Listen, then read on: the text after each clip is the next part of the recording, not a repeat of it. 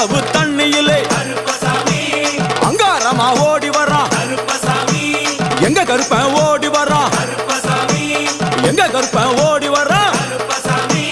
பம்பையிலே குளிச்சு வரான் பாங்காக வரான் ஐயா இந்தா வரான் இந்த வரான் பெரியான வட்டம் வரான் சிறியான வட்டம் வரான் கரிமலையை ஏறி வரான் பகவதிய வணங்கி வரான் கரியெல்லாம் தோடு வரான் எல வந்தவளம் கடந்து வரான் சாமி முக்குழிய தாண்டி வரான் அழுதாமேடு உச்சி வரான் சாமி அழுதையிலே குளிச்சு வரான் ஆளை கட்டி தொட்டு வரான்